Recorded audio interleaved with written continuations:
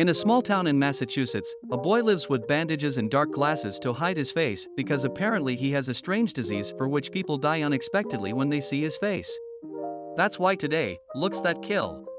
This is the story of a teenager named Max Richardson who goes to therapy for a strange birth problem and is able to kill those who see him. His parents realized that their son was strange because when he was born, the first to die were the doctors who attended the birth, but to lead a quieter life, the whole family moves to a small town in Massachusetts called Blake, where little Max can go unnoticed to stop the inexplicable deaths. Max covers his face with bandages, dark glasses, and a cap, although this makes him a quite shy boy. During a visit to the doctor, he meets a girl named Alex who suffers from a strange heart disease, but for now, it doesn't matter. We will talk about her again in a bit. Dan is Max's best friend and his parents try to arrange some dates for him because it's Valentine's Day, although for the bandaged boy who doesn't leave the house and has no friends, this is very difficult. Dan organizes some dates. They arrive with a girl named Erica, but everything goes very wrong because she thought her date would be with Dan and he leaves her alone with Max. Meanwhile, in the same restaurant, Valencia is there and believes that Max is like the bully of the town. During a discussion, she runs away from the place, but Greg becomes more bothered by his bandages and everything gets out of control when the restaurant manager has to intervene in the middle of the fight. The failed date makes Max very sad and he goes to a bridge to commit suicide, but that's when his ex-girlfriend appears. She tries to convince him not to do it and ends up telling him that if he jumps, she will too. After this, they go together to an old age home that they frequently visit and where Esther, a novelist with over 30 stories written, lives and is working on her most important book, which is not only an autobiography but also tells the life story of someone with Alzheimer's. To make sure Max doesn't get hurt, Alex accompanies him home and invites him on a date the next day, but she says no. That night, Max tells everything to his friend Don and he convinces him to look for her again on the same bridge and convince her to take a walk together. So the next day, he decides to go to the same place and meets Alex and they decide to go to a supermarket together to buy a lot of gummies to fill a bathtub and talk about Max's strange condition, which apparently has a face so attractive that it can kill everyone who sees it. But even the ex-girlfriend doesn't seem too surprised because everyone in the town knows about this strange condition. She also tells him how she has often been close to death because her heart is allergic to endorphins and it swells with every emotion she has, so she can't have many emotions. To control it, she carries with her a device that can measure her heart rate and the size of her heart. Alex takes Max to a strange cinema that hasn't premiered new movies in 5 years, but they buy wine to entertain themselves. After the movie, they end up in Max's room where there's a romantic scene where she manages to take off his dark glasses and see his eyes, but nothing happens. But everything is interrupted because his parents arrive with a strange surprise. It's a Korean exchange student named Nuzin, whom his parents have sent to the US, but she doesn't want to be there. The next day, Max and Alex return to the old age home to visit Esther and meet Rosemary, a woman who is 82 years old and sitting alone at a table waiting for her son who promised to come with a cake to celebrate her birthday. Even though she has been waiting for a long time, everything indicates that this birthday was as lonely as all the others. During this conversation they realize the value of friendship and although they are alone in that place, they have all become a very close family.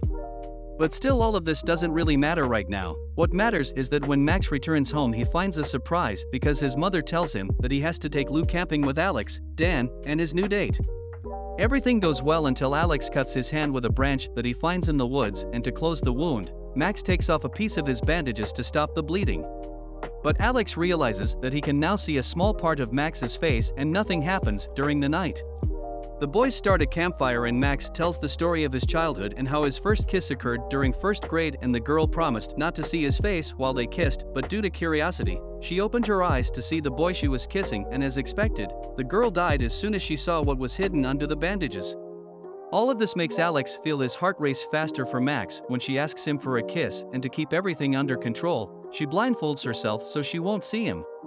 In the end, he ends up giving her a kiss on the cheek and when they return home, Max's mother asks them to take out the Christmas tree but it ends up catching on fire due to Julian and the two burn their hands and end up in the hospital. The nurse tells them that with cream it will be enough for the burns, but there they find Alex who had told Max that he couldn't come because he had to stay at home helping his mother with some things. To distract his mother, Alex pretends that Max is just a co-worker at the nursing home but not friends because they work opposite shifts. Because of this strange behavior, Max tells his parents his feelings as they go to do some shopping at the supermarket, and he ends up saying that communication is the most important and that it would be best to talk soon with her. Later, they meet again on the bridge from which Max had tried to jump, and Alex explains that his mother doesn't let him have friends because she believes it's too dangerous and so many emotions could affect his heart.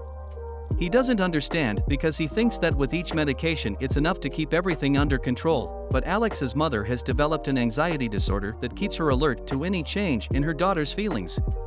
Later, they decide to return to the nursing home to visit Esther, and they find out that Rosemary is very sick while she is kept alive artificially by the medical equipment she is connected to. And that's when Alex starts to bleed from his nose and leaves the room, so he doesn't worry Matt, but he catches him on the stairs and they discuss euthanasia and how Max should help Rosemary to rest. At the beginning, our protagonist refuses to do it because he thinks his face is a curse. They end up dying, but Alex convinces him to help Rosemary rest. He goes back to the room and asks her if she wants to help her sleep, and she smiles. Then, Max takes off his bandages, and when Rosemary sees his face, she dies immediately. After this, Alex disappears and doesn't answer messages from the others. He's a little sad not knowing what happened to her, but he manages to invite her to the spring dance in the name of his friend, and she agrees.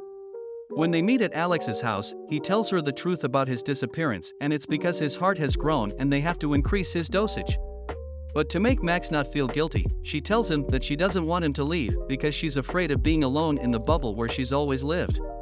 Max feels a little guilty for her health, but they agree to go to the dance, and she appears at his house dressed as a maid, and he's wearing a dog mask. During the dance, Alex lets himself be carried away by his feelings and they both end up embracing. But this accelerates Alex's heart too much and she has to go to the bathroom because her nose is bleeding again. Meanwhile, Greg, the bully who used to bother Max for his face, appears and takes off his mask, and Valencia, Dan's girlfriend, sees his face, so she dies in seconds. The police arrive and Max is arrested. After leaving prison, he goes straight to see her and realizes that her heart is much worse and she may not have much time left. But when he asks her about her medication, he realizes that it's only for acid reflux and discovers that Alex is not taking her medication because she wants to end her suffering. She tries to explain to him that since childhood she is condemned to die at any moment, and that way of living taught her not to have purpose and be indifferent to everyone, but that changed when she met Max because she discovered her feelings when she met him. She knows that Max's condition has a purpose and she asks him to help her die, but he doesn't want to do it because he knows he will feel remorse if she dies after seeing him. At home, Max starts hurting his face because he thinks it's a curse to have such an attractive face that is capable of killing people. But his parents stop him. Meanwhile, the ex tries to call him and doesn't get an answer, and it's because Max is not ready to let her go.